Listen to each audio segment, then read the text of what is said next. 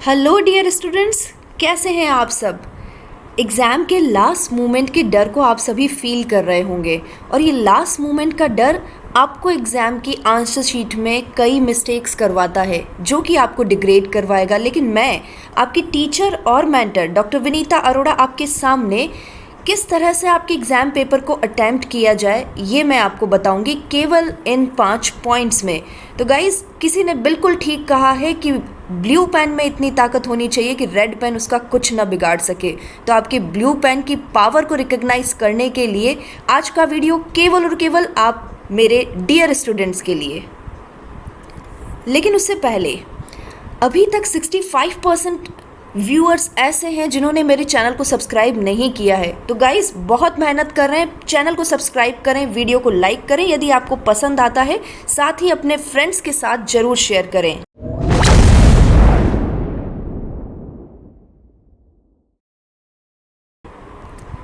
तो चलते हैं। सबसे पहले जो आपको एग्ज़ाम में करना चाहिए वो ये कि आप अपने पेपर को, एग्ज़ाम पेपर को केयरफुली रीड करें। देखिए स्टूडेंट्स, आपका कंप्लीट प्रेजेंटेशन, आपका आंसर शीट होता है आपके एग्ज़ामिनर के सामने।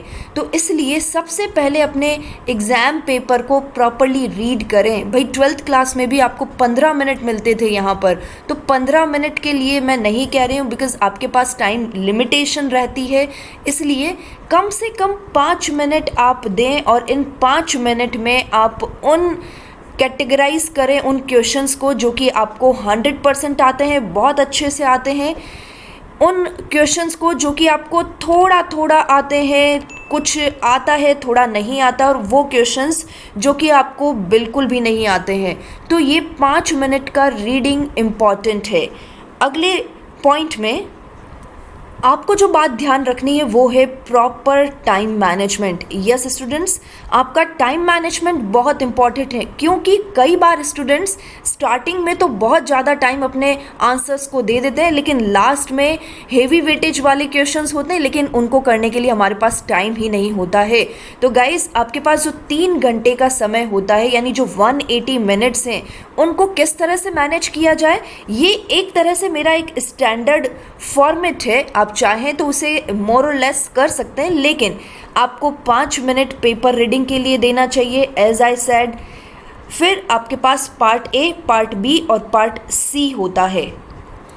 यहाँ मेरे हिसाब से यदि आपको पार्ट ए में जो 10 क्वेश्चंस पूछे जाएंगे वो 10 क्वेश्चंस ईच 2 मिनट्स में कंप्लीट कर लीजिएगा। यानी ज़्यादा से ज़्यादा आप 20 मिनट्स का टाइम दीजिए पार्ट ए के लिए। प्रॉपर टाइम मैनेजमेंट से काम करेंगे तो जो सबसे ज़्यादा वेटेज रखता है हमारा पार्ट सी, उसको आप पूरा टाइम दे पाएंगे। जब हम पार्ट बी की बात करते हैं तो पार्ट बी में जो 5 क्वेश्चंस हमें अटैम्प्ट करने हैं, उन 5 क्वेश्चंस में ईच क्वेश्चन के लिए यदि आप 15 मिनट का टाइम देते हैं तो देखिए यहाँ पर 75 मिनट्स का टाइम कवर हो गया है, बिकॉज़ यहाँ पर हमें 250 वर्ड्स पर काम करना होता है। तो 250 वर्ड्स के लिए एटलीस्ट आप 15 मिनट मैक्सिमम रखिए। आप चाहें 10, 12 या 15 मिनट में अपने क्वेश्चन को कंप्लीट करिए। तो यहाँ 75 मिनट्स हमारा कंज्यूम हो गया। नाउ रिमेनिंग जो पार्ट सी का जो हमारा स्कोरिंग पोर्शन है, वो स्कोरिंग पोर्शन में आपको 3 क्वेश्चन अटैम्प्ट करने हैं और इन 3 क्वेश्चन के लिए आप ईच क्वेश्चन को 25 मिनट्स दीजिए। देखिए 25 मिनट्स इनफ टाइम होना चाहिए, आप किसी भी क्वेश्चन को आप 400 से 500 वर्ड्स के बीच में लिख सको। तो गाइज, ये डिस्ट्रीब्यूशन आपको कंप्लीट टाइम देगा पार्ट सी के लिए, जो कि है 75 मार्क्स का, 75 मिनट्स का। तो यहाँ पर टोटल हमारे पास 20 मिनट्स, 75 मिनट्स एंड 75 मिनट्स के टाइम मैनेजमेंट के बाद अब हमारे पास 5 मिनट बच जाएंगे।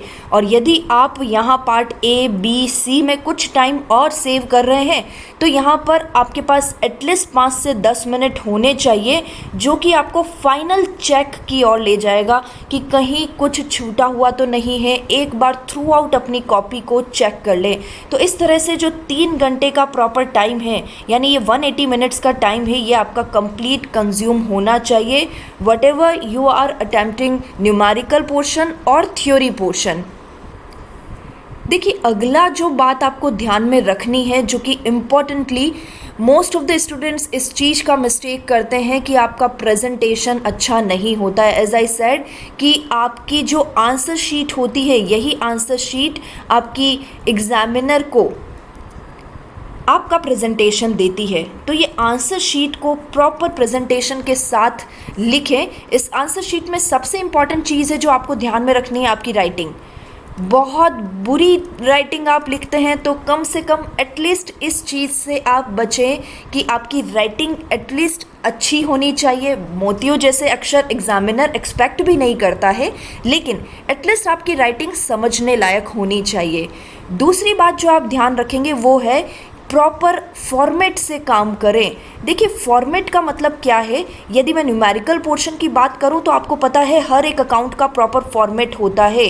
Date, particular amount, date, particular amount, आप ये चीज़ें लिखना ही भूल जाते हैं। यानी यहाँ पर चीज़ों को अच्छे से लिखिए और साथ में आप चाहें तो एक ब्लैक पेन का यूज़ और कर सकते हैं, क्योंकि रेड पेन आपको अलाउ नहीं होता है, आप रेड पेन यूज़ ना करें। लेकिन हाँ, यहाँ हेडिंग्स लिखने के लिए आप ब्लैक पेन यूज़ कर सकते हैं। तो इस प्रॉपर फॉर्मेट में आप काम करेंगे। यदि आप कोई थ्योरी क्वेश्चन अटेम्प्ट कर रहे हैं तो थ्योरी क्वेश्चन में आप एक प्रॉपर जियो बनाएं। जियो यानी पूरा एक ग्राफिकल ऑब्जेक्ट आप बना सकते हैं, जिसमें मान लीजिए आपको किसी थ्योरी क्वेश्चन के 5 पॉइंट्स लिखने हैं, तो आपने जस्ट एक इस तरह से बता दिया, ये आपके 5 पॉइंट्स पूरे हो गए। यहाँ पर आप देना चाहते हैं कॉजेज़ ऑफ डेप्रिशिएशन, तो यहाँ पर आपने उसका कॉजेज़ ऑफ डेप्रिशिएशन एंड क्या क्या डेप्रिशिएशन के कॉजेज़ होते हैं एक बार आपने शॉर्ट में बता दिया, और उसके बाद आप डिस्क्रिप्शन लिखना शुरू करें। देखिए, इससे ये होगा कि आपका लगभग 1/4 पेज इस जियो में चला जाएगा। एंड देन जब आप डिस्क्रिप्शन लिखेंगे तो एग्जामिनर का अच्छा इम्पैक्ट रहेगा, आपका एग्जामिनर पर बहुत अच्छा इम्पैक्ट रहने वाला है। आप अपने यदि आंसर शीट को प्रॉपर प्रेजेंटेशन के साथ प्रस्तुत करते हैं। देखिए, अगली बात जो आपको ध्यान में रखनी है वो ये कि आप अपनी वर्ड लिमिट को एक्सीड न करें। कई बार स्टूडेंट्स रिपीटेशन करना शुरू कर देते हैं, वर्ड लिमिट को एक्सीड कर देते हैं। मैं यहाँ आपको बता दूँ, यदि आप पार्ट ए अटैम्प्ट कर रहे हैं तो पार्ट ए का मैक्सिमम 30 वर्ड्स में आपको आंसर लिख देना है। 30 वर्ड्स का मतलब यहाँ पर 3 से 4 लाइंस में आप आंसर फिनिश करें, आपका टाइम भी सेव होगा and to the point answer यदि आप लिखते हैं तो एग्जामिनर पर अच्छा इम्पैक्ट भी क्रिएट करेगा। इसी तरह से पार्ट बी की बात करें तो पार्ट बी 250 वर्ड्स पर बात करती है। तो 250 वर्ड्स का मतलब लगभग 2 से 3 पेजेस आपके होने चाहिए। इससे ज़्यादा आप एक्सीड ना करें, रिपीटेशन ना करें। आपको लगता है कि ज़्यादा से ज़्यादा पेजेस हम लिखेंगे तो हमें अच्छे नंबर मिलेंगे, ये आपका परसेप्शन गलत है। 2 से 3 पेज में आप पार्ट बी के क्वेश्चन को कंप्लीट करें। इसी तरह से यदि पार्ट सी का क्वेश्चन आप अटेम्प्ट कर रहे हैं तो वो 500 वर्ड्स में होना चाहिए। और 500 वर्ड्स का मतलब है आप कम से कम 5 पेज, 4 या 5 पेजेस ज़रूर आप कंप्लीट करें। थ्योरी क्वेश्चन अटेम्प्ट करते हैं तो अपना जियो बनाइए, उसके बाद पॉइंट वाइज डिस्क्रिप्शन करिए। आप कुछ भी डेफिनेशन लिखते हैं तो उसे थोड़ा सा हाईलाइट कर दें, अंडर मार्क कर दें, लेकिन किसी भी तरह से आप वर्ड लिमिट को क्रॉस करने की कोशिश ना करें। गलत इम्पैक्ट रहता है और आपकी ग्रेडिंग्स भी डाउन हो सकती है। आखिरी पॉइंट पर बात करें बच्चों तो ये है ट्राई टू अटेम्प्ट। मैंने आपको कहा ना, आपके ब्लू पेन में वो पावर है कि रेड पेन आपको मार्क्स देने से रोक ही नहीं सकता। तो यहाँ पर मैंने आपको शुरुआत में कहा था कि आप जब पेपर रीडिंग कर रहे हैं तो इसमें 3 कैटेगरी में अपने क्वेश्चंस को बांट लीजिए, जो कि आपको 100% आते हैं, जो थोड़ा थोड़ा आता है और जो बिल्कुल भी नहीं आता है। जो 100% आता है, बहुत अच्छे से आता है। कई बार स्टूडेंट्स ये पूछते हैं कि किस क्वेश्चन को पहले करना चाहिए। तो जो क्वेश्चन आपको 100% आता है उस क्वेश्चन को आप अटेम्प्ट करें सबसे पहले। आपका फर्स्ट प्रेजेंटेशन ही एग्जामिनर पर इम्पैक्ट देगा, तो उन क्वेश्चन को आप पहले अटेम्प्ट कर लें। फिर आपको उस कैटेगरी के क्वेश्चंस को लेना चाहिए जो कि थोड़े थोड़े आपको आते हैं। आप उसमें रिलेवेंसी बनाकर उसका डेफिनेशन, उसका जो पूछा गया है उसके अकॉर्डिंग आप लिख पाएंगे, लेकिन रिलेवेंट लिखिएगा। तो आप इन क्वेश्चंस को अटेम्प्ट कर लें एंड देन फाइनली ये जो पोर्शन होता है ना जो आपको बिल्कुल भी नहीं आता उन्हें अटेम्प्ट करने की कोशिश करें स्टूडेंट्स। जनरली स्टूडेंट्स की टेंडेंसी ये होती है कि वो बिल्कुल ही छोड़ कर आ जाते हैं, ये इन क्वेश्चन को लेफ्ट कर देते हैं। मैं आपको एडवाइस करूँगी इन्हें मत छोड़िए। यदि आपको कुछ भी पूछा गया है तो थोड़ा बहुत तो आप उसके बारे में जानते ही होंगे। आपने इतने साल भर, पूरे साल भर आपने स्टडी किया है या लास्ट मोमेंट स्टडी भी किया है तो भी आपको थोड़ा कुछ तो पता ही होगा।